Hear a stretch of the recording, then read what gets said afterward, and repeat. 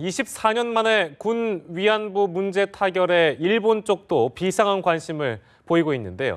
도쿄 특파원 연결해서 일본 측의 반응을 좀 살펴보도록 하겠습니다. 조준영 특파원. 네, 도쿄입니다. 네, 먼저 기시다 외무상이 회담 후에 일본 언론에 언급한 내용을 좀 알려주시죠.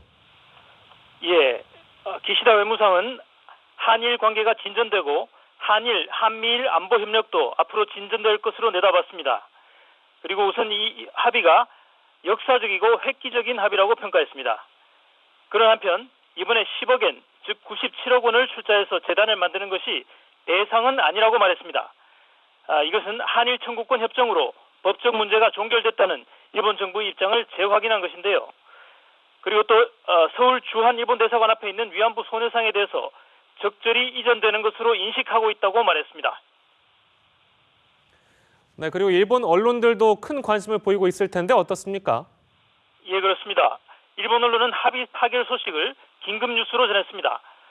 공영방송인 NHK는 한일 외교장관이 합의한 내용을 발표한 오후 3시 30분이 되기 전부터 생방송 체제로 현장을 연결했어요. 발표 내용을 실시간으로 전했습니다. 그리고 윤병세 외교장관의 발언은 동시 통역으로 전했고 타결 사실 등은 자막을 통해서 긴급 타전했습니다. 그리고 니혼 게이자이 신문 인터넷판은 굵은 글씨의 톱뉴스로 합의 사실을 소개하면서 두 장관의 악수하는 사진을 실었습니다. 그리고 다른 언론들도 비슷한 반응을 보이고 있습니다.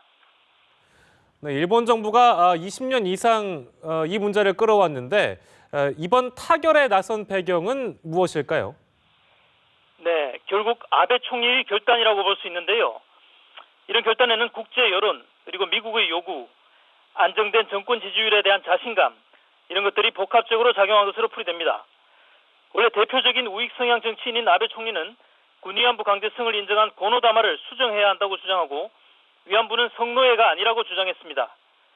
하지만 세계 역사학자들의 성명 등 최근에 이 문제 해결을 요구하는 국제 여론을 무시할 수는 없었습니다. 또 미국의 압력도 중요한 배경으로 보입니다. 한미일 공조를 복원하려 하는데 한일 관계가 삐걱대는 데 대해서 미국의 부담이 컸습니다.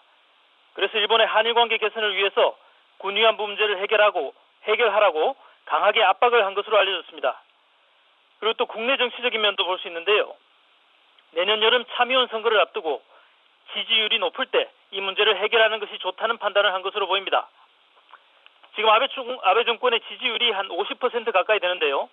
이 정도 지지율이면 우익의 반발도 돌파할 수 있고 또 오히려 한일 관계 개선을 바라는 중도층의 지지를 더 모을 수 있다는 그런 계산을 한 것으로 보입니다. 또 아베 총리가 산케이 신문 기자 명예훼손 사건에 큰 관심을 보여왔는데요. 그 사건에 대해서 무죄를 선고한 최근 한국사법부의 결정도 막판 최종 결단을 하는데 중요한 영향을 미쳤다고 볼 수 있겠습니다. 지금까지 도쿄에서 전해드렸습니다. 네, 조준영 특파원이었습니다.